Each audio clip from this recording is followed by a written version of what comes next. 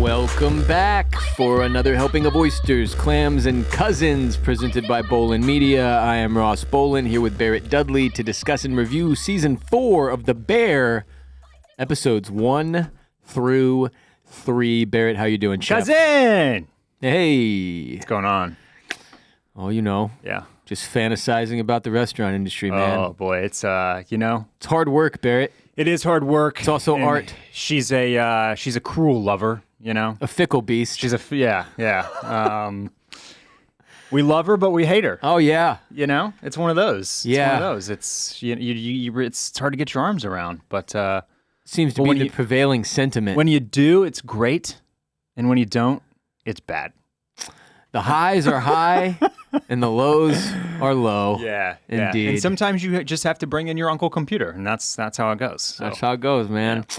Well, let's talk through episodes 1 through 3 and what all is going on so far, and then we can get into how we feel about Season 3's start. Sure. How we feel so far. Yeah. Episode 1 of Season 4 is titled Groundhogs. It's 31 minutes, written and directed by Christopher Storer, who is the creator and co-showrunner with Joanna Callow. So I didn't really. I'm trying to remember the creative talent behind The Bear as we dive back into it here. So we start Season 4 with a flashback to a conversation between Carmy and Mikey, where Carmy is contemplating opening his own restaurant. He's cooking a dish in the kitchen there. He's got some Sunday sauce going. Yeah. You know? Takes all day. Mikey's got to tell him to stir it. You got to stir it. He can hear it sticking. Yeah. You know? Yeah. To the sides. Yeah. Right. And whatnot. Yep. That's why you got to stir it. So you got to tend that pot. He gets into his love, basically, of restaurants. Why restaurants are important.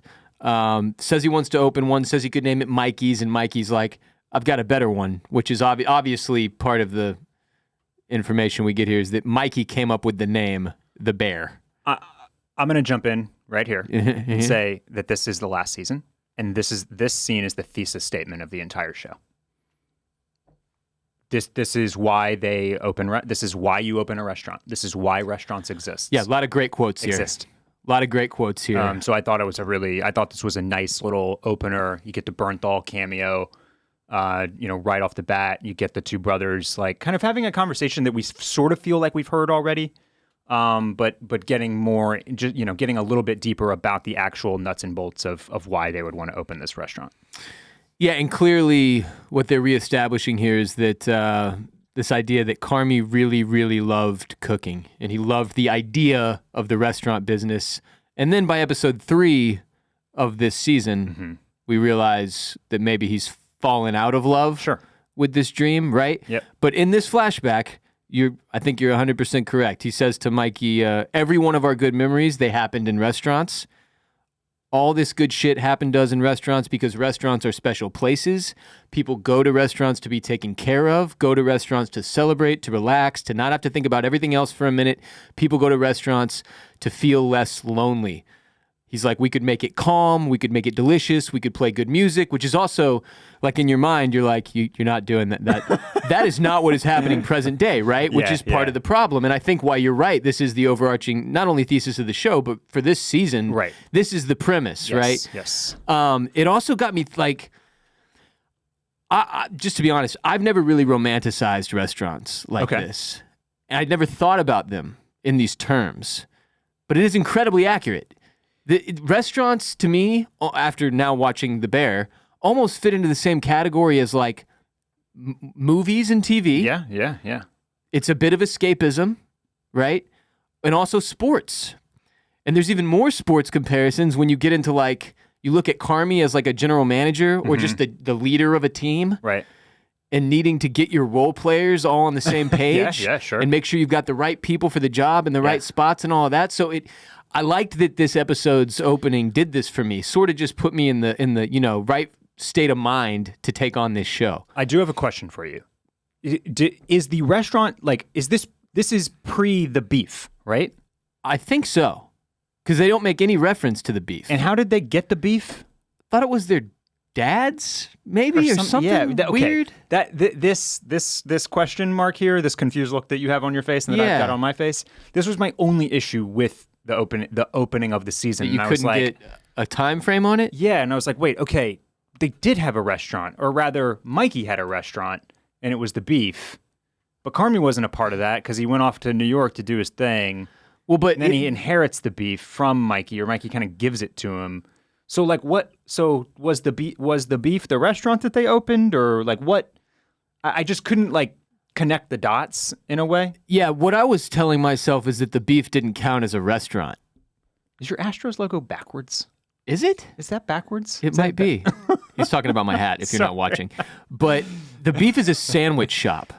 Yeah. So I don't know if it counted in the category that Carmy is referring to it doesn't. here. It doesn't seem to. Which is why it makes it even harder to okay, does the beef exist during this conversation or not? It's kind of like the dream fell apart a little bit, and Mikey, found the sandwich shop in one way or another as another venture of his. It's, you know what I mean? Like it's another thing that he didn't really care about, just like the rent cars that they talk about in this little opener. Right. So what was that? We were supposed to take away that he was trying to get a rental car business going? I think the takeaway was that Mikey was always kind of a lost soul that just couldn't find his lane. That just kept trying shit here and there, and that he wasn't really passionate about, that he didn't really care about, that he was just kind of throwing spaghetti at the wall to see what's stuck, but nothing was ever really working because he didn't care about it. He wasn't passionate about it.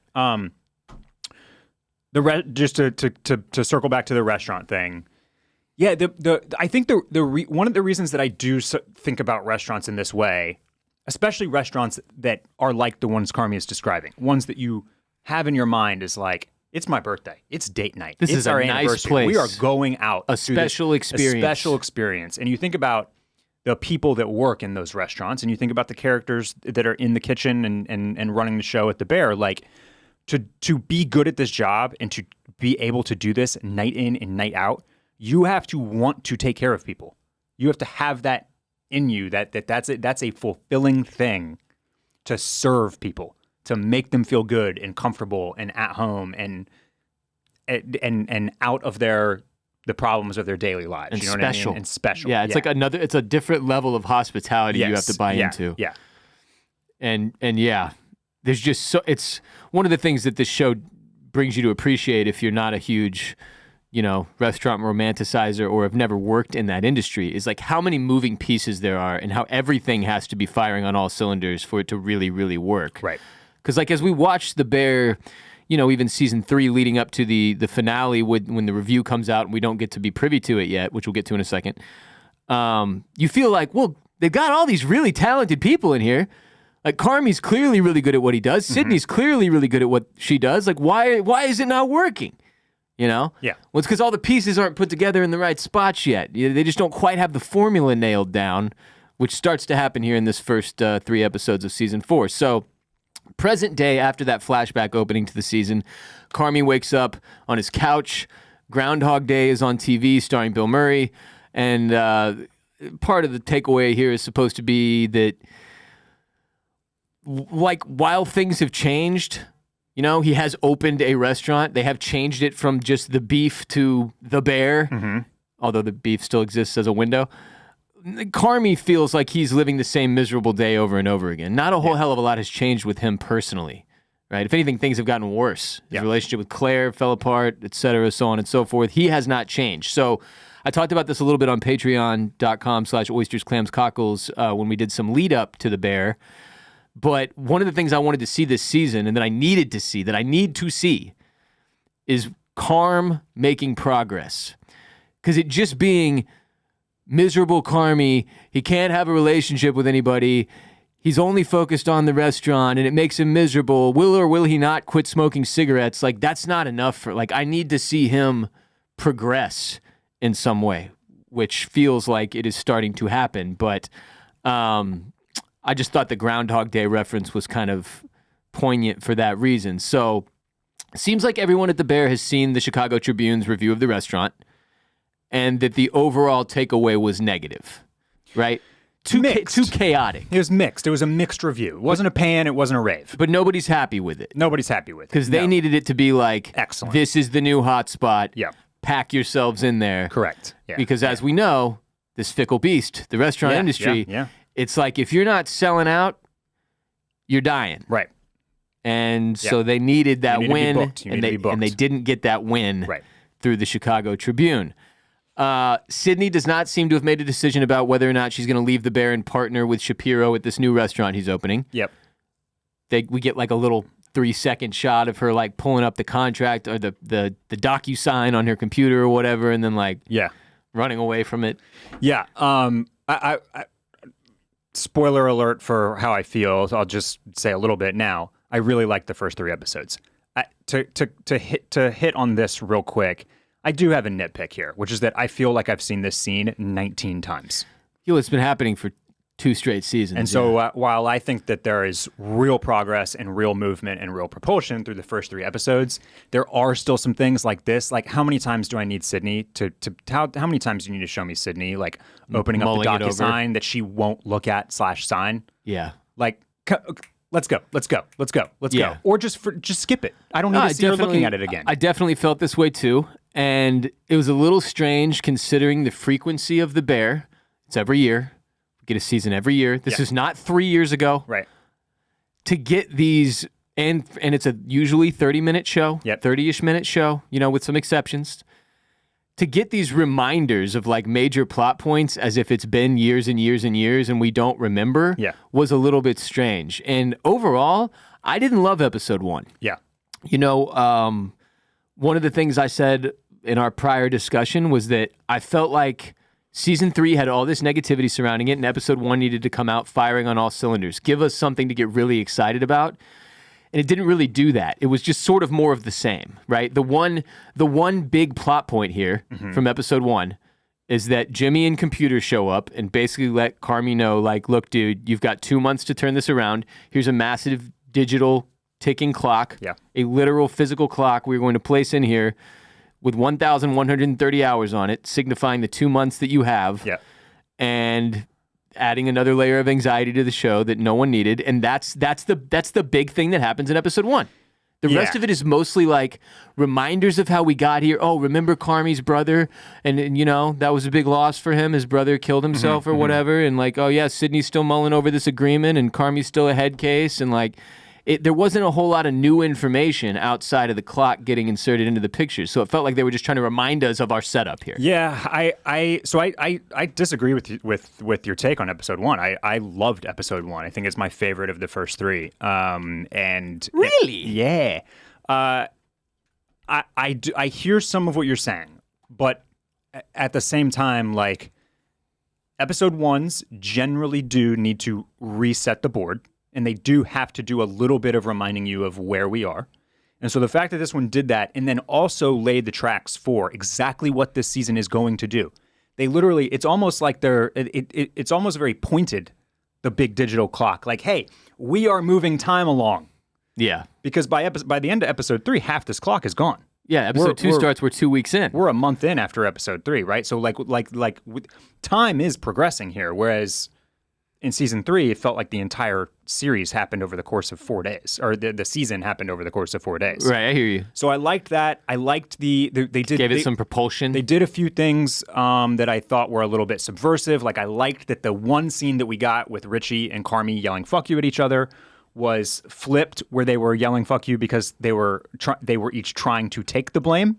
Yeah, I thought that was fun. And then, that was good. Then I thought you got a little bit of that Forks feel good stuff where Richie is like, okay, no more, I won't hire anybody else.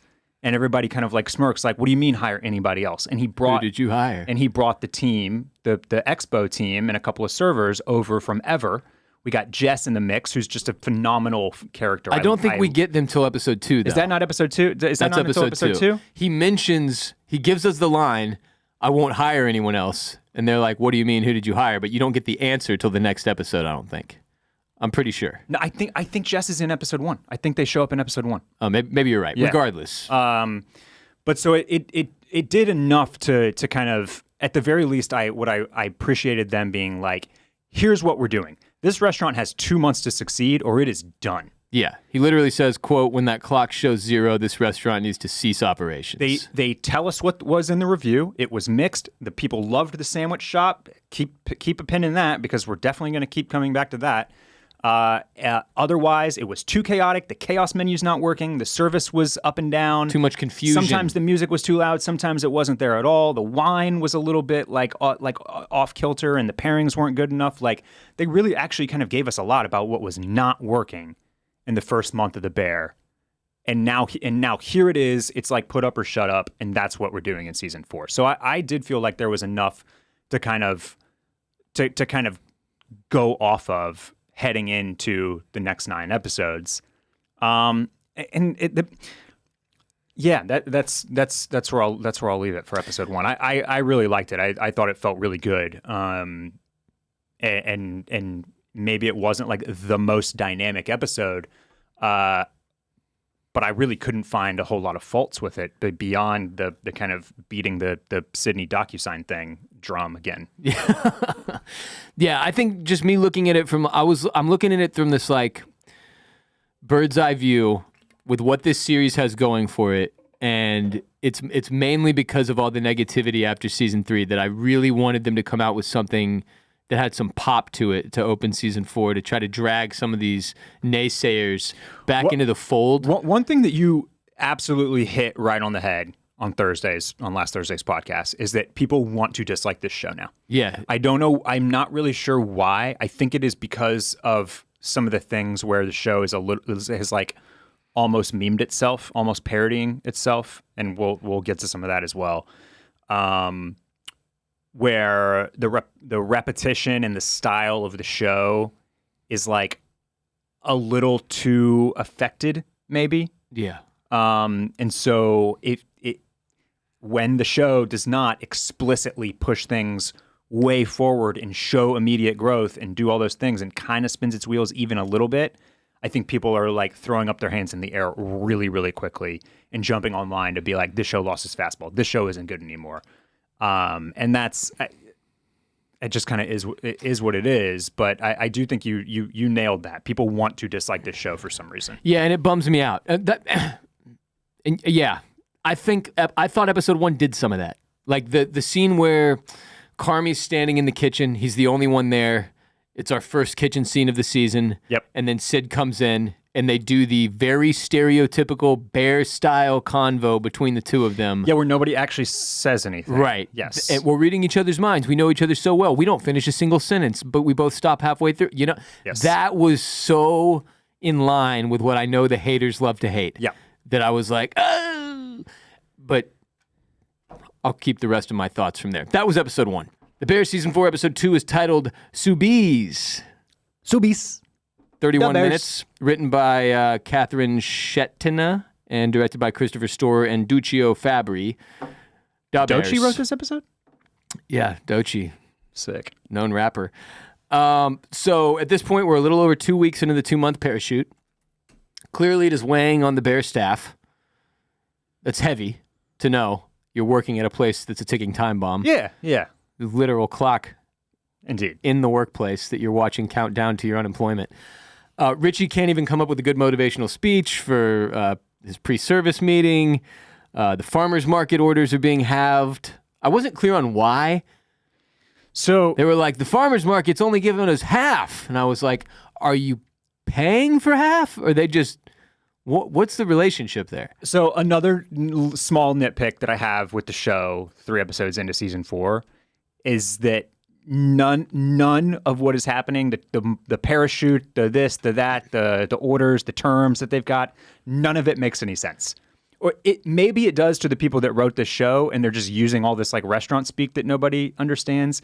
And it's fine because like we get it, right? We get the gist of it. The cash flow is shit, and they can't just fork over all this cash for 17 different ingredients that they might need every single night. And so they're like, everything is now becoming harder to get, and they have less of it, and they have fewer things to choose from because the money's tight. And that's like, that's all we really need to know. So the budget has shrunk. The budget has shrunk, and they are no longer like the at the farmer's market or whatever. They're like, well, that's what you paid for.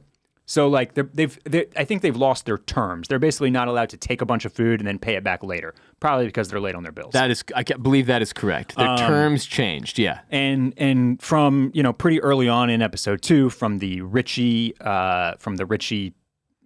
pump up speech to the reduction of ingredients. One of the things that is impressed upon us is that maybe simplicity is better, Ross. You know? Yeah.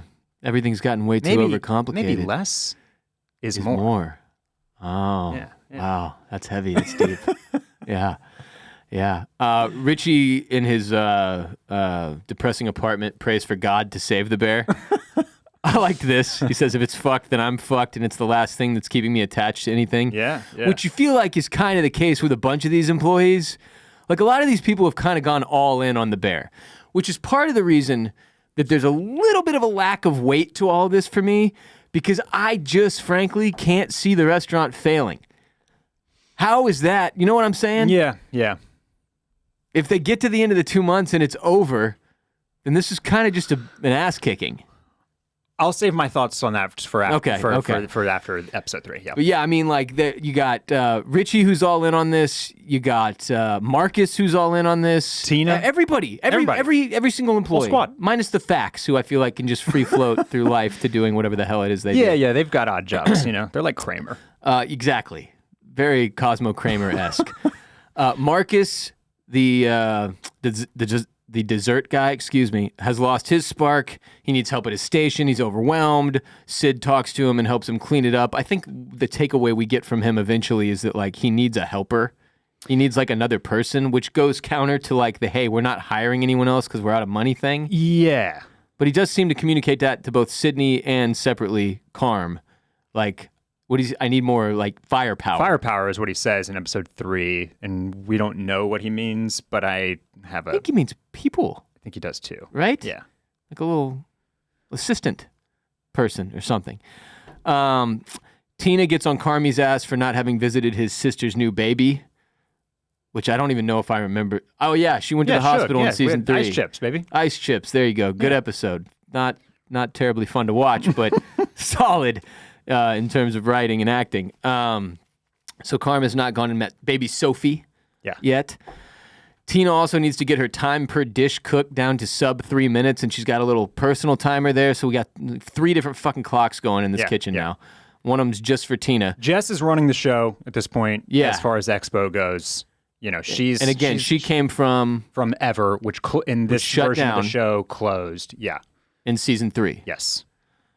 That was a little confusing just because, like, you've got Jimmy and Computer in there saying we are getting our we're bleeding money.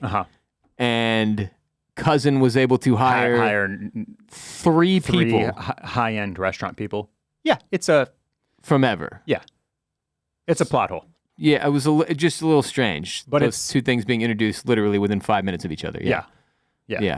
But they seem to be amazing. But they're great at what they do. Really great. Worth their weight in gold. Snazzy dressers. Very snazzy dressers. Super professional and buttoned up.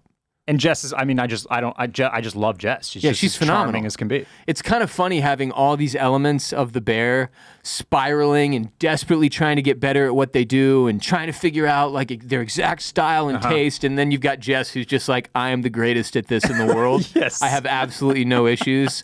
I'm just a machine. And everyone else around her is like, fuck, I suck. 5 minutes and 8 seconds. I got to get to sub 3 minutes. God damn it, I can't make enough dessert. I need a helper.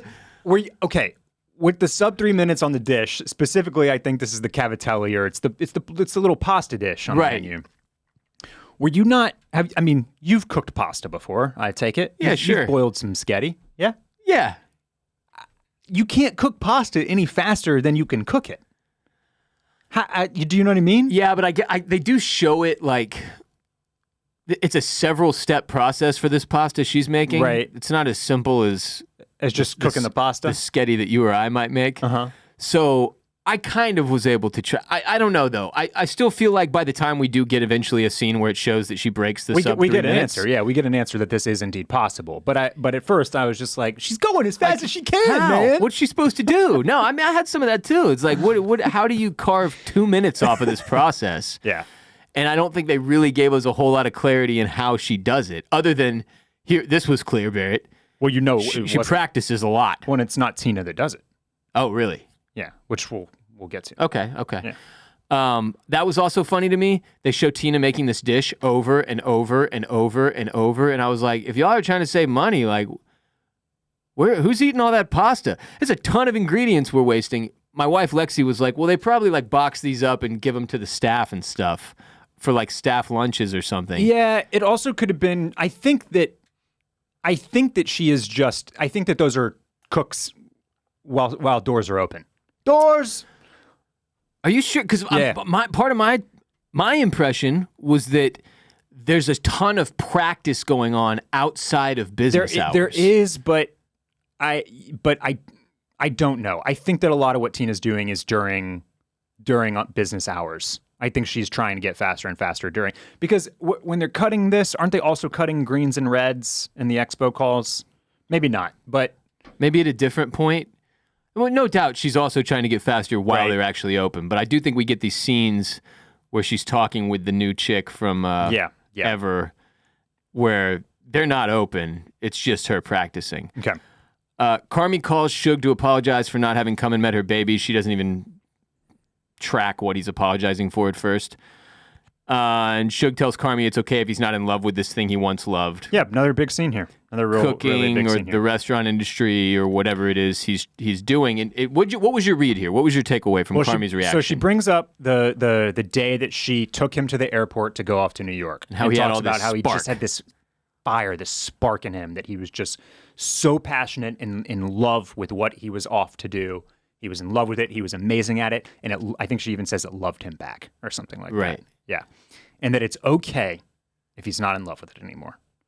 My takeaway is that Carmy is not in love with this anymore. Is that he and that this is an important conversation with his sister, almost to give him permission to let go, and maybe to not hold on so tightly to this baby. At the very least, what I think what it allows him to do is start letting other people in, which later in the following episode we kind of get a call back with Claire, right? That's not something he was able to do previously. So this is growth with letting Richie do his thing, with letting Sydney do her thing, with letting these people kind of like letting them cook, so to speak. Letting them cook. Yes, exactly. Yeah. And that, maybe this is still possible for him, but maybe the drive is not where it has to be for him to completely own the show. Yeah, and to speak to his general method, feels like when you're doing it the way he's been trying to do it, which is with total control over everything, almost like a dictator. Mm-hmm. Yeah. That you burn out so fast, right, and it crushes your passion for what you're doing. And in order to recapture the love, he's got to let go. Yep. But during the phone call with Suge, I was like, wait, is she saying she doesn't love her family anymore and that's okay? And because this was a layered conversation where like you've got this weird thing going on where her husband Pete came in and told her that he ran into somebody at the gym who was a fack, by the way. You had no idea what was going on here? No idea what clue. The Francine thing was about. So Francine Fack is a character. I don't think we've met her. I think this is going to be a big cameo for the season if I had to guess. Okay.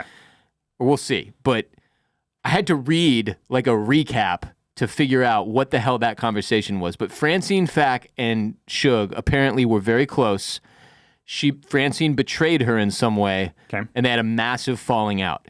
So you get that conversation between Suge and Pete, and the fact that she has like a newborn baby, and then she's having this conversation with Carm, and I was just like, what is she saying? Like, I couldn't get the Suge side of it computed all the way in my head. Okay. And then the Carm side, it was like, wait, is she telling him to like give up? Or like, you know what I mean? I was like, what is the messaging? Is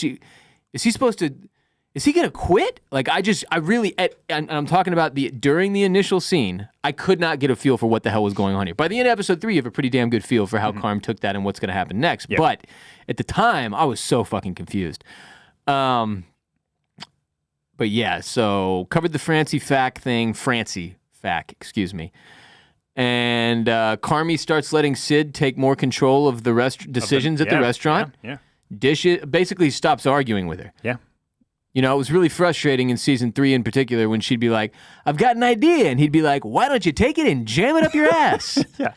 He wouldn't give her the room to maneuver. He was like, again, speaking to the, he's afraid to let go of control. Too tight of a grip on everything. And it was suffocating everyone. Yeah. Yeah. And again, I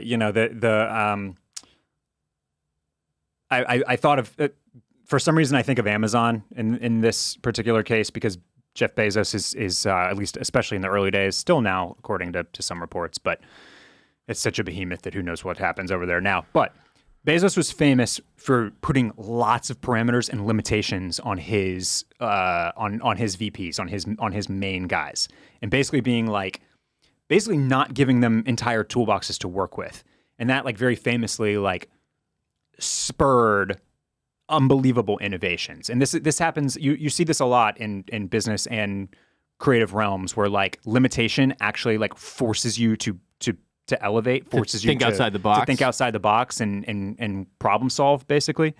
Whereas when you just have an endless budget or endless tools or endless amounts of things that you can use and work with, it's like you're almost overwhelmed by choice and by optionality.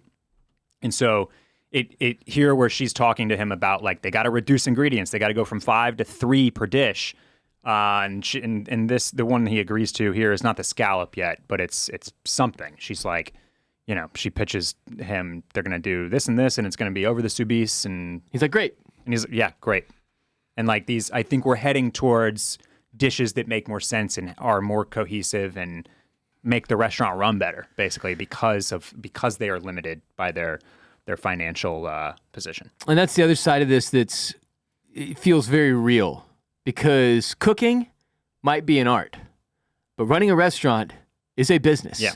And you have to strike the balance between the business side of things and the art side of things, or you are screwed. And so they finally start to get some of that here, right? As you just put it, because of their financial limitations, they're sort of forced to innovate and find a lane that works for everyone. But yes, nice to see him just say yes to something that Sydney wants. Yeah, stop micromanaging wildly talented people, dude. Just let them do their thing. So you've got Sweeps crushing it as a sommelier, going out of his way to learn more in his spare time about the wine. And like you said, pairings were sort of a mess before. It didn't seem like that was something that shined through in the review. He's trying to get better. You got Ibrahim killing it, running the beef window. That's like the only part of the restaurant that's functioning incredibly well. They're making money. They're running out of sandwiches by 1:15 p.m. That's right. And shit like that. Yeah. He's also going out of his way to learn more in his spare time, and then that will be another plot line in episode 3 that we'll get to. And this is also the episode where they talk about how they have to get a Michelin star. So it feels like if you're taking the broad strokes here, episode 1, hey, you've got 2 months to figure this out. Here's a ticking clock or you're all going to die. Episode 2, all right, what we're going to do to ensure success is get a Michelin star, which doesn't feel like a foolproof It's definitely fucking not. plan to me. And I understand they're doing things to cut budget as well and try to repair the financial situation. Like they keep giving us scenes where they're like, here's another cooking montage, and it shows the red line just going down.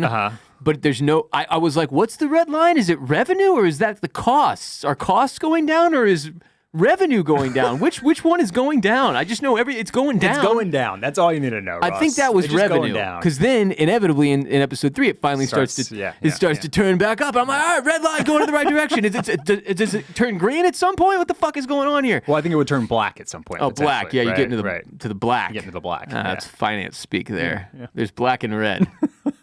Yeah. But yeah, so they talk about the Michelin star thing. Everybody seems to be on the same page. What we wanted, like their next big goal as a restaurant, get a Michelin star. Yeah. Which is very, very difficult to do. Yeah. It seems. Do we get the Homeland string board here in this episode where they're trying to figure out because they missed the Tribune guy. That was a failure on their part. Right. Is that they did not clock. They were not able to clock or stand on business, as it were. That the Tribune guy was in there checking out the restaurant for a review on maybe some off nights. So they really want to make sure that they know when the Michelin guy or girl is here. They may have, but also they've done that scene before. With the string board with Not everything. with string. Yeah. In the other one, it's they put up a bunch of faces, right? Yeah, they're in a little office in season 3. Maybe they're in even the office in this one too. Oh, okay. Yeah, it's in the office. And they're It's a like, we scene. just want to make sure it's like a fact. And he's like, I want to make sure we don't miss like. Okay. And then they still missed him. So if Right, they're still right. talking about how they can avoid missing people, it just completely went over my head. Yeah. Yeah, I think that's it. The only other note I had was that Cousin brings in the crew from Ever to help them run the bear. So yeah, got to get a Michelin star. Going into episode 3 here, Scallop. So I think it's episode 2. Episode 2, The Bear, season 4. There's isn't it season 2 where we get the 3-minute clock? No, that's episode 3, where she gets the sub 3-minute cook done. Yeah. Where Sydney has to Episode step 3. in and she gets the sub 3-minute cook. No, that's episode 3. Okay, but let's just do it now, though. Yeah. So when we see the clock show That's 2:58 or whatever, it was Sydney. It's a Neo moment. Ah. That's another thing. That's a big thing that we're definitely doing here. How the hell did I miss this? Because it's a chaotic night in the kitchen, and Tina T has to go over and help Marcus with the dessert, and she's over there doing the tweezers on the panna cotta. Oh. And somebody's like, "Who's got the cavatelli?" And Sydney's like, "It's me. I'm on it." And then she crushes. Carm's just watching, and she's just in there, just fucking dicing and Oh, whipping, shit, son. And she's in the zone. And you look down on the clock, and it's like it's not even close. It's like 2:43, and it's just Damn. like she's the one. She's Neo in the Matrix. Wait, so are they going to move Tina to be Marcus's new helper? No, but Sydney is the one that belongs as the Head chef. head chef. Yeah. Because Carmy had told Tina prior, I couldn't even do this in sub 3 minutes. Yeah, right. He In was episode 2. And then Sid does it in sub 3 minutes. Yeah. Right in his fucking face. Yeah. Sid for 3! Bang! Oh, that's huge. Okay. Yeah. That's how it goes down. Yeah, Scallop is 37 minutes, written by Reen, R-E-N? Reen Gube? What a name. All right, directed by Christopher Storer.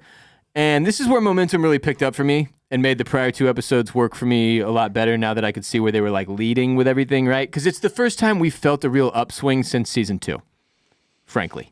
Okay. Like where for me, there was so much positivity in this episode. Everybody's starting to figure it out. Carm is starting to realize that if he lets go, everyone else will be better at their jobs, right? You get the sub 3 cook done. You've got these special memories being created for special patrons. You've got this fucking clear-cut restaurant reviewer who's in there, which we'll get to. Like, it just feels like everybody starts to kind of figure it out. It gets better. Things are looking up. Maybe they will be able to pull this off, you say to yourself. So, season 3 was just a beating. Episode 1 of season 4 was kind of more of just a beating to me. Episode 2, you start to feel the build. Episode 3, you finally get some positivity. Carmy is starting to be a good boss and a good friend. Yeah. Checking in on people, having conversations. He's really doing it. So you can see how maybe by the end of this one, when it seems like, oh, fuck it, I'll save that for the end. Sydney blows Carmy away with the scallop dish. Yep. It's perfect. He says... It's better than perfect. It's the only feedback he has is that it's perfect and better than perfect. Put it up. He almost Put it starts on the ripping board. heaters again, almost starts smoking cigs. Marcus saves him from having a cigarette. They have a personal conversation. It's one of these very human moments that the bear is so good at.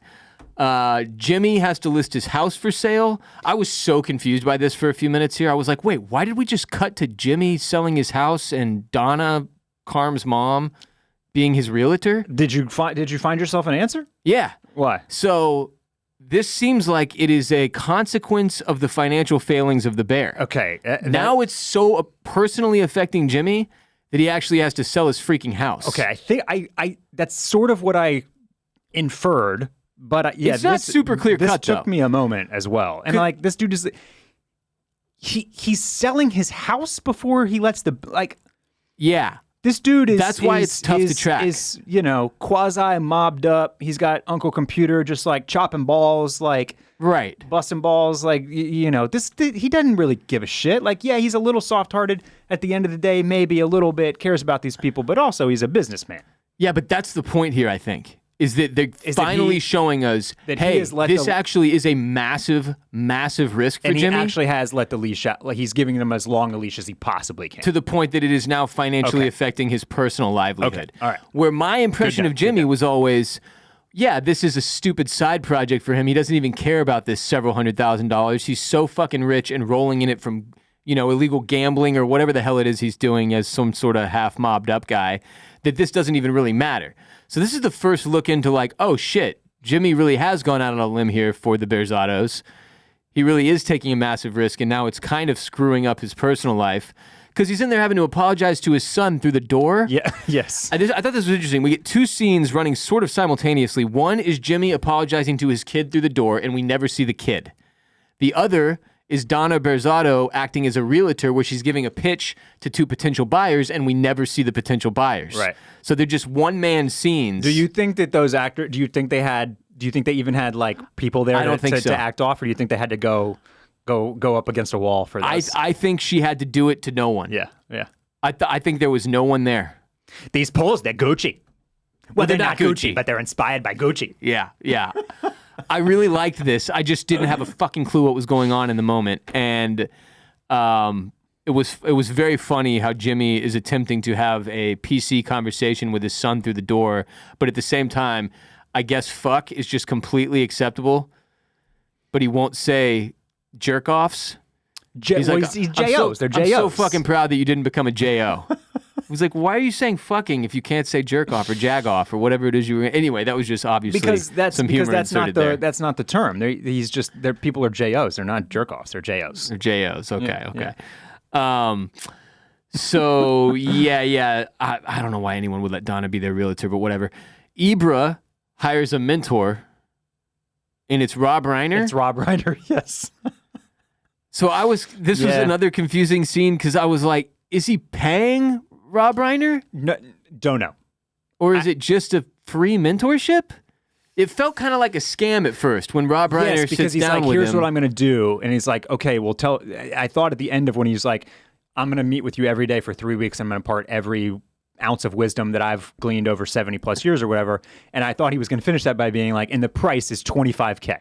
Right. It's only going to cost you $2,999. Right, it reminded me of Carl Weathers ripping off Tobias in Arrested Development when he's like, for acting lessons. I teach acting classes, and my acting class only costs $1,500 or whatever the price of that plane ticket was. The exact amount that Tobias has. Yeah. I couldn't quite tell. The conversation, like, he seems, that's a cool scene, I think, because I think he is sort of judging the book by its cover, sitting down with Ibrahim, right? Who speaks with an accent and like is an older guy that's looking for help from a mentor all of a sudden, and then he like sees that he's got he wants to create opportunity, and then boom, he's like got the receipts too. He's like, quite literally, he's buttoned up with what he is showing and asking for, and so it's like, even if maybe it was like a little bit of a, I'm just going to take this guy's money, but oh wait, no, this is, I can actually do something. This guy's legit. This guy's legit.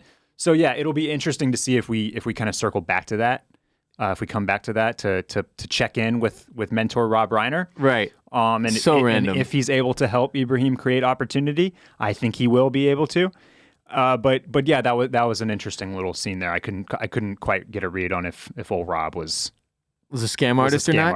Yeah, because it seemed like when he sat down with him, he initially didn't even understand that Ibra is already at a fully functioning business. Right. He's not looking to start a business. He's at a business and wanting to create opportunity within it. Mm-hmm. So there was like some confusion on what even they were meeting about, right? So anyway, that was an interesting scene. You get Richie still mulling over whether or not he should go to his ex's wedding. Yeah. Phone call with Tiff. With Tiff. Yeah. Richie and crew get some information about this. Now, here's a question. I liked the first call with Tiff in the season. He's just got a very good Richie line where he's like, he explains why he wouldn't buy her the $100 something because he's trying to teach her restraint. Oh, talking about not spoiling his daughter? Yeah. But the way he said he's like, I don't know if y'all have changed your parenting style over there and are just giving her whatever she wants now, but that's not how I'm doing things. Yeah. So there's a family that is mentioned that is coming to the restaurant. Yep. and they mentioned this in their pre-service meeting or whatever, that has a daughter who's like 6 months clean from cancer or something like that, right? And that now, is that the same family who also wanted to see snow in Chicago? Yes. And is it also the family that Richie brings out a special Carmy stylized iteration of the beef sandwich for? Yes. Damn, that family had the greatest night at a restaurant really in fucking did. history. They really did. Yeah. Like that is everything that opening monologue from Correct. episode 1 was talking about. Like Yeah. creating memories and special lasting moments and really taking care of people. Yes.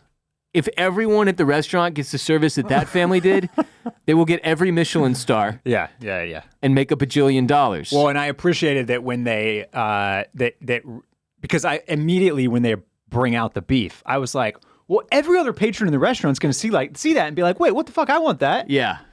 So I liked that Richie offered it to The critic. clearly Michelin star guy, because that's what you should do. You can't just Mr. Clark. You can't just bring out that to one person and be like, fuck you guys, everybody else. You're not special. Yeah. No, that was good. That was but good. yeah, it was really good. It was, look, man, this show is not afraid to kind of be heartwarming when it needs to be, and just kind of its best moments are those moments, and pull those levers, and it did it with great aplomb here. Like this was really, really nice to like, because in that scene where they're talking about VIPs, right? And they talk about this. The first thing that they say is that they're only 3/4 booked tonight. I'm pretty sure that's the first thing they say. And it's kind of a down moment. It's kind of a down You're moment. like, It's shit. like, well, any VIPs? Yeah, and they've got this family from California. coming in from California. The daughter's cancer free for 6 months. It's a big celebration, but they really want they'd love to have the beef, and also they want to see snow. They want to try to come back to see snow. Yeah, he says it's a bummer we can't fly them out here in the winter or yeah. something like that. And Richie's like, I went to DeVry University. Yeah, I can make snow. Yeah, that's what they teach at DeVry. This was all really good. Really felt good. So we got this guy, Mr. Clark, who we all believe to be the Michelin Man. There's no way he's not. And the way right? they frame him up, like, so you get that initial conversation where Richie turns around and he's like, because he's just made this big scene about the beef sandwich he's dropping for these people. And he's like, I apologize, sir. I did not mean for that to be as loud as it was. And the guy's like, no problem. And just starts heaping praise on them, right? Yeah. The scallops were unbelievable. Richie's like, that was Chef Sidney, blah, blah, blah. You guys are mind readers here. And Richie, and in response to all this praise, he's like, I'll have to fucking kill you for telling you this, but I can get you a beef as well if you'd like. He's like, I thought you'd never ask. Like, bring me that. And then they hover on him, and they keep having scenes where he's in the background just watching, watching every other thing that's happening. You're like, okay, that's clearly the critic. And then he steps out, and he sees, and he's getting in his Uber, and he sees gets that to the see the family is snowstorm. like, Even the part where the guy comes out and tells him, like, we're going to take you outside for your last course of the evening. He's in the background just like, the sons of bitches are doing it again. I can't wait to get out and see what it is. And then he goes out, sees the snowstorm, and then his Uber driver tells him, like, Mr. Clark? He's like, that's me. Yeah. And I was like, am I supposed to know who Mr. Clark is? It almost made me feel like Mr. Clark is a real Michelin Man that they brought in for this or something. Ananyway. It would be really funny if this guy is not the Michelin. And it was just a random patron who's actually super stoked on the bear. Yeah. But again, they missed him. They did. They did not know he was going to be there. Right, but it played into the point that it's almost better. It's right. If you don't know who it is, and you should treat every patron like they're that person. And every night, like there's going to be the Michelin guy here. Right. That's the whole point. That's the right. Bring your A game all the time. Every single night. Yes. Which it beautifully done and said in these different lines that we got that established the point we just discussed, because it shows you how all in you have to be to make this type of thing work. Yeah. Yeah, and they went the distance for a family on a down night where they weren't even fully booked, which is a bad thing for them. But they did it anyway, and the Michelin guy was probably there that night. And it seems like, there'll probably be some kind of a twist or a turn here. But at the moment, you're like, holy shit, that went perfectly. Like they executed on all these ideas that they've discussed so far this season flawlessly, and the perfect moment right in front of this guy that they really, really needed to impress, right? So we'll see. Feels like there has to be some kind of a twist in that because it can't just be like, and now everybody wins all the time. That we're going to get sick of winning. It'll be happening so much. Really emotional moment when they take that family out there and they've got the snowstorm. It looked a lot better than I thought it would, frankly. I was like, God damn, they really crushed this. Laura was sucks. like, what are they going to do? Spray sand on them? And I was like, I don't know. It's a science trick, basically. Like they're doing a thing, and it's going to make it look like and feel like there's snow. Like, yeah, but if you've ever been to a place that has like fake snow, it sucks. Yeah. It doesn't feel real, whereas Right. this looked very cool. Obviously, it's Hollywood magic going here, but yeah, anyway, the point is it all paid out. It worked. So then after the big like 20-minute build-up and scene there with everything going down perfectly and bringing out the beef and doing the snowstorm, Carmy goes to see Claire. And this is like the last 15 minutes of the episode, essentially. Mm-hmm. He makes a very rom-com decision to sprint all the way to her place, which is just a terrible, terrible idea. Mm-hmm. So you show up sweaty, huffing and puffing, trying to catch your breath as you're trying to get out some of these important lines, right? Just insane. Don't do this, people. Just get there when you get there. Teddy Fack is there. At first, when he opens the door, I was like, Oh, yeah. oh no. Carmy's going to murder one of the Facks for sleeping with Claire. Yeah. But it's Claire's roommate that this Fack has fallen in love with. That he's very in love with. Yeah. Indeed. So he's lying for her. Yeah. This was good. This all worked for me, just to be clear. Through 3 episodes, we have just the right amount of fact. When they're out there all fucking with the hose and the cord and like bickering with each other. Yes. Excellent. Yes. That was like a 40-second scene, and now we get another like 30 seconds of Teddy. It's beautiful. Good. It's good. Leave it right here. Yeah. Leave if it you're right- looking at the bear as a dish, you don't want too much spice. No. Just the right amount. The facts are the spice. Yeah. And they've got it correct here in this season so far. I completely agree with you. They're like the little sideshow, man. Right. When you bring them front and center, and all of a sudden you bring in John Cena, Yeah. this is too spicy. Yeah. This dish sucks. Take some of that spice back out. All of this worked for me, really. I thought, again, it's another moment, like you've got, in episode 3, you've got the restaurant shit all humming and this big, big moment with this potential Michelin man all paying off based on these prior conversations from the first 2 episodes of the season and some of the ones from earlier in episode 3 as well. And then you've got this huge scene with Carmy and Claire that also takes into consideration a lot of other things that have already been discussed or delivered or contemplated in the first 2.5 episodes of the season.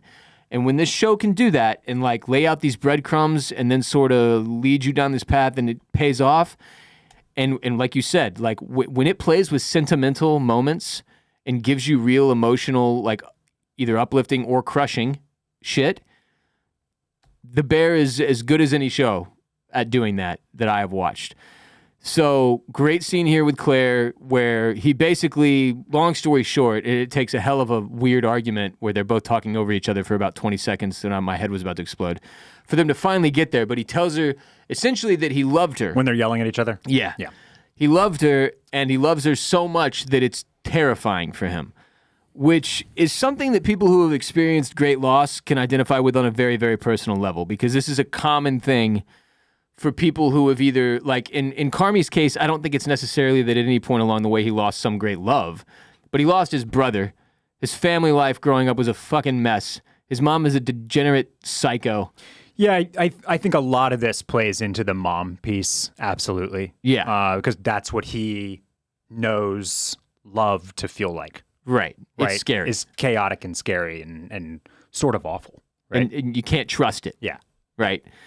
And when you've got all Yeah, that, it's not. That's a great. Yeah, yeah. It's not trustworthy. It's not reliable. It's not always there when you need it. Yeah. right. So taking that and applying it to his relationship with Claire, I think he does a pretty halfway decent job of explaining to her, basically like, look, like I'm messed up. I messed up and I am messed up and I'm sorry Yeah. that I did this. Now, I also thought it was a very realistic reaction from her. Because if you were hoping that she'd just be like, "Oh, we did it. We're back together. I love you so much." Like that's not very real. Yeah. Yeah. And I found the yelling on top of each other unpleasant as well. But you do reach you need the water to boil there. Yeah. So that Carmy finally says sorry. That which seems like I think you can almost go into that conversation with them knowing she's looking for that. You can kind of feel that it's like you're saying all these words, but you're not saying the ones that I actually. Are you need going to be hear. able to apologize? Yeah, can you apologize and actually tell me how you feel about me? And so the yelling on top of each other kind of like finally elicits that apology for him, which is like this they finally like breathe out and there's this moment of relief, and then but even then it still goes in a more realistic direction than the rom-com movie that the last 10 minutes were. Yeah, and surely we don't have any idea. It's a good juxtaposition. The silly rom-com running, but then instead of it being a rom-com scene, it's a very realistic scene. Yeah. And it hurts because he doesn't really get, he walks away from that having no idea if he'll even see her again.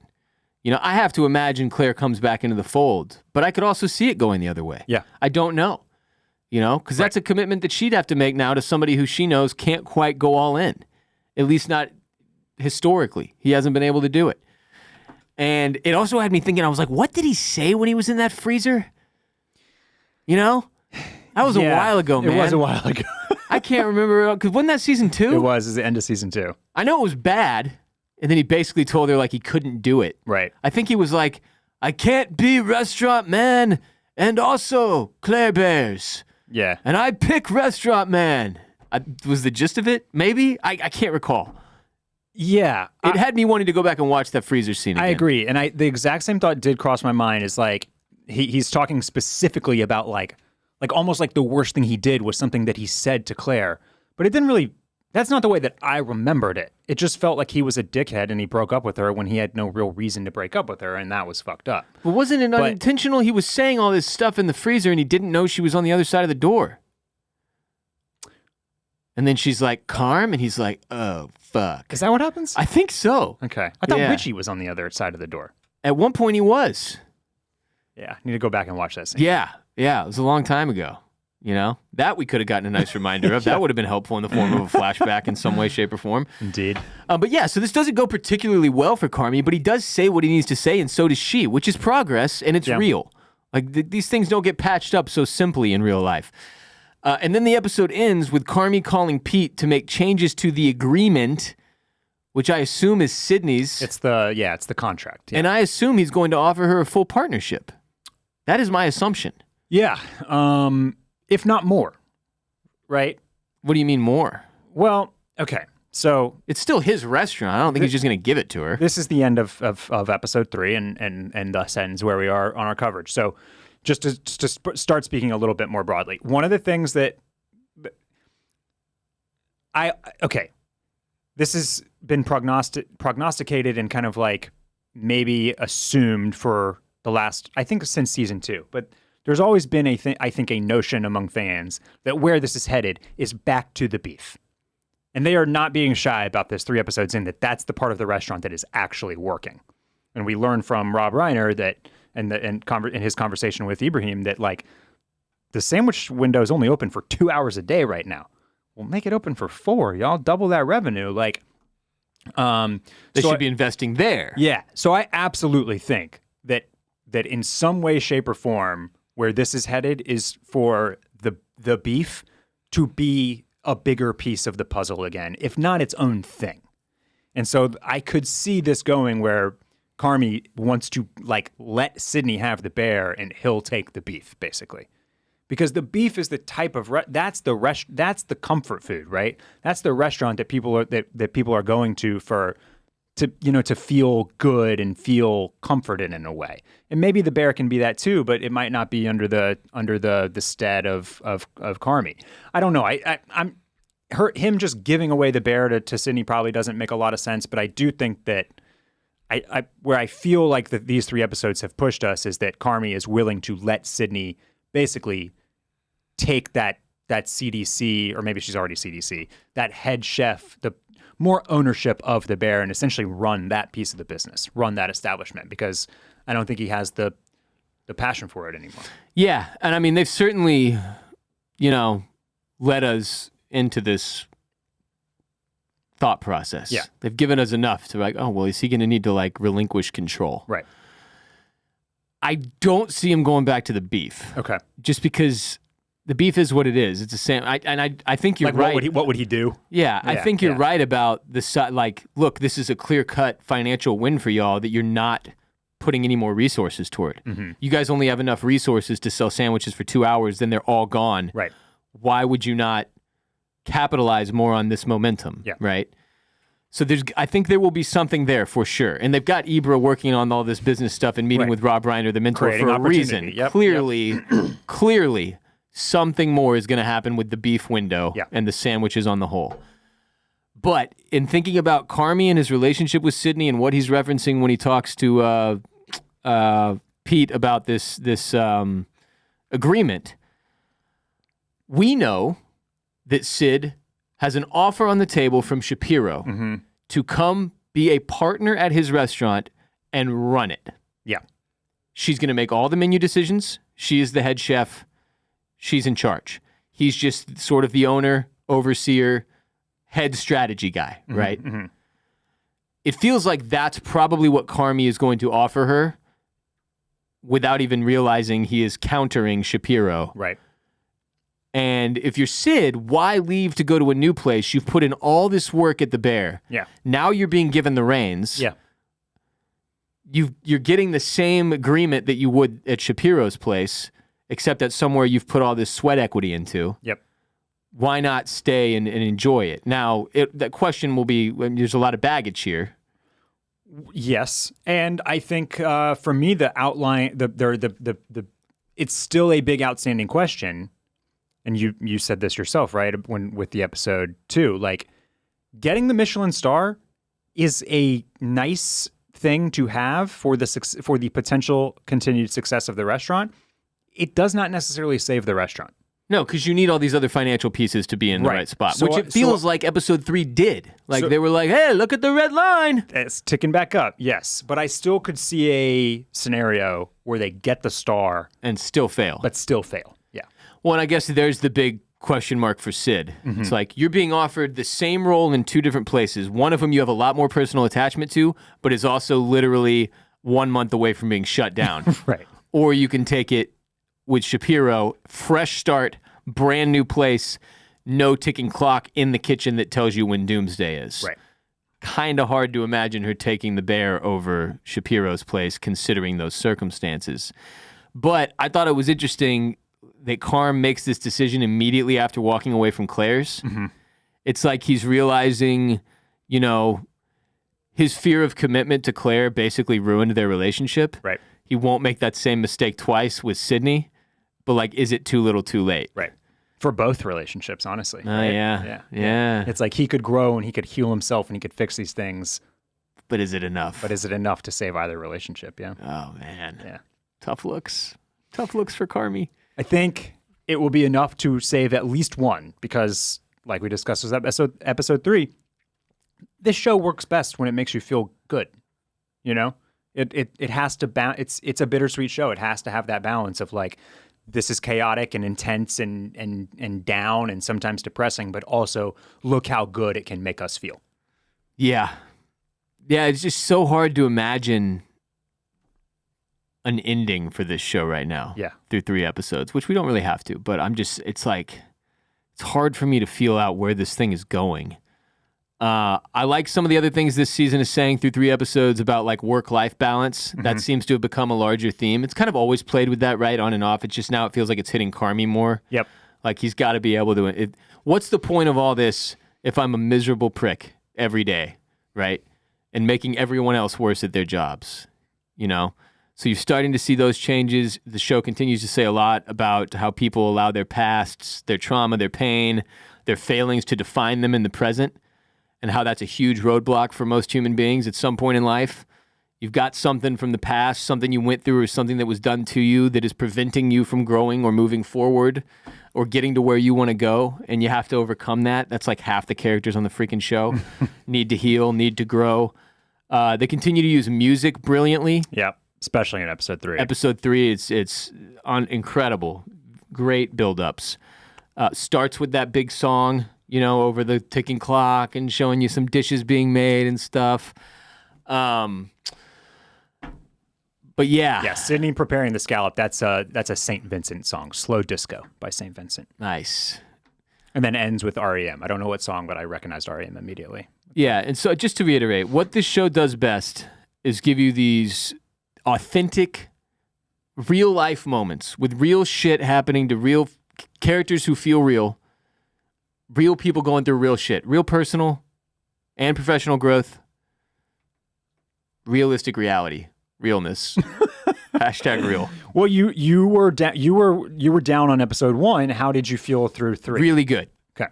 Yeah, this got me back into the fold that I want to feel like I'm a part of when I'm watching this show. And I needed this. I needed some wins, man. Yeah. I needed to feel like we got some wins. And even the Carmy conversation with Claire felt like a win.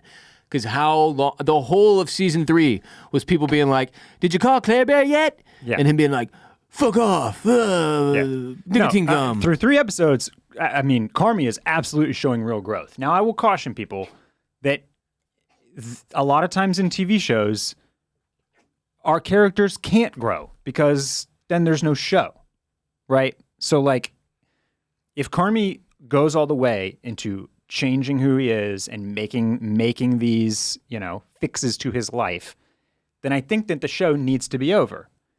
If he slips and kind of goes back to the old me, cue the Bugs Bunny then you can meme, have another season. Then you can have another season. And for some reason, people don't want to give the bear that grace. Basically, they don't want to give him that space. But that's what complicated man shows are. Tony Soprano never changes. We don't complain every time he gets into an argument with Carmela. Yeah, but the whole fucking show wasn't just that happening over and over and over and over and over. Walter White doesn't change. He's a socio from the beginning and all the way to the end. You know what I mean? Like he kind of owns it in the end, though. He just wants to cook, and so does Carmy. So nice tie together. Yeah, but that's the only thing that I would kind of just warn people if you're watching at the same pace as we are, is that this is a television show and people really can only grow and fully change at the end of this shows. Otherwise, there's no show anymore. No, it's a fair point. That being said, then they need to end it. Yeah. And because if he grows through 3 episodes and then it's just him falling back apart again. Right. That will be frustrating. I'm going to absolutely lose my goddamn mind. That will be frustrating for this show. Yeah. And I think it will be, and you made a good point with my Sopranos comp, that it will be frustrating because this show really only has one gear for what people are doing, which is working in the restaurant. Yeah. So they can't tear him back down and have him fall down the ladder again, only to keep yelling at people inside of the restaurant, right? Right. Yeah, nobody wants to see that. Nobody anymore. wants to see that, and that's not going to work. And people are already bucking against that. And also, if he grows so much that he realizes I need to turn this thing over to the real talent in Sydney and back off because I don't have the passion I once did for it. I'm not getting any love out of this. What I love to see is other people succeeding. That's actually fulfilling me somewhat. Yeah. Then the show can't be Sydney successfully running the kitchen and Carmy in the corner like, we did it. That's not a show. Yeah. Right? Yeah. That's one episode. Right. So, no, I'm with you. I'm very curious to see how the other 7 episodes shake out for this reason, because it's like, where are we going from here, man? So what, do you want to do 4 through 6 next week? Because then 7 is the hour and 19-minute long one. Yeah. Okay. Yeah. So we can do 4 through 6 next week. Okay. 7 and 8 the week after that. Yep. And then a finale episode, maybe. We'll see how it shakes out. We'll see how it shakes wise, out. But good stuff so far, man. It feels good to be back. It does. I really enjoyed these 3 episodes. I'm feeling very bullish on this season thus far. I kind of mentioned it with the Sydney contract thing. My only real critique is that is kind of what I said, is that sometimes this show is a meme of itself, and that happens specifically in conversations between one-on-one conversations. And whether it's like Richie sitting down with Carmy and after the after service one night and then basically not saying anything. I kind of liked that one though. No one speaks. Or even he and Claire, I liked that scene, but the way they talked to each other was almost, it's like they tried too hard to make them have a conversation that sounds like a conversation that real people would have. And sometimes it's like too chaotic. It's too, it's just too the bear, where they're like saying all these things that are like, it just becomes kind of cliche. Yeah, they're like nothings. It's so loud in my head. Oh, I feel that way too. Like, I hope you find some, like, I don't know. Sometimes it just needs to be more written, almost. No, dude, I love the scene. The only time I feel what you're describing is Carmy and Sydney talking one-on-one. When they do their that's when I'm like, oh, for the love of Pete. Yeah. I really liked the Carmy Claire one because her rebuttal when he's like, it just gets like so loud in there. Yeah. And she's like, in your head? And he's like, yeah. And he's like, that's everyone. Yeah. I love that. Yeah. Because I've been the Carmy in that situation where I'm like, oh, it's just so hard to be me. Sure. And it's like, if that's your attitude, you're already screwed. Yeah. Yeah. Like, you have to accept that everyone is going through stuff. Everyone has noise in their head, and people figure out how to manage it to varying degrees of success. Yeah. Like, he's just not good at it. Yeah. That's the problem. He's not good at managing it. She's better than he is. Maybe he could take some notes from her, you know? So, like, I don't know. That's a fair point. I liked that conversation. I definitely hear you. It probably went on a little too long, in particular the part where they're just yelling over each other, and I was like, okay, yes. Plenty of real life experience with this. Do not need to see it. But all in all, I thought like the general message and what comes of it hit really hard. So I enjoyed it for that reason. To highlight a one-on-one conversation that I did like, I liked the conversation between Carmy and Marcus outside behind the restaurant, because that one felt real. That one felt organic, because they didn't just give each other furtive looks and half sentences. They just said stuff, you know? And so they talked about their dads, and they didn't say too much, but they said a little bit. It was as much as they were capable of, and you believed that was all they were capable of. Yeah. No, I'm with you. So that was a moment kind of in contrast that I felt like dialed in the right amount of like, this is a real conversation, but also they're not being too they're not oversharing. Yeah. So yeah, all in all, really, really liked these first 3 episodes. Very excited to crush 4 through 6 this week.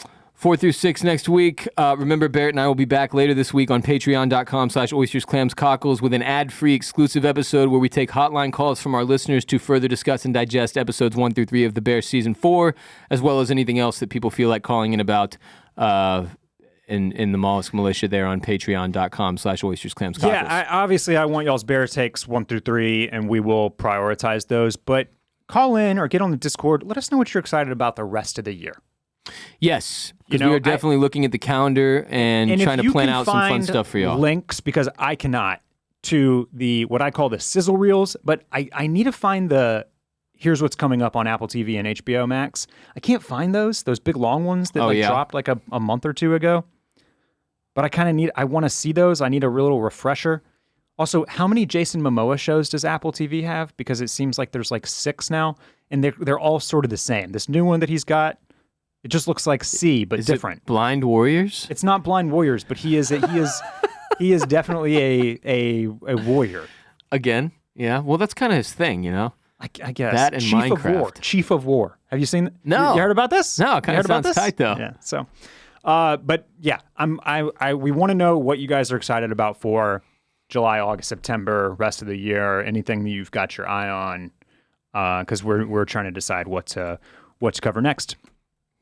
Yeah, schedule's pretty wide open. Yeah, and we've talked about a heritage show too. You know, maybe we'll Mad Men, The Wire. That if that sounds like something that's exciting to y'all, let us know that too. So.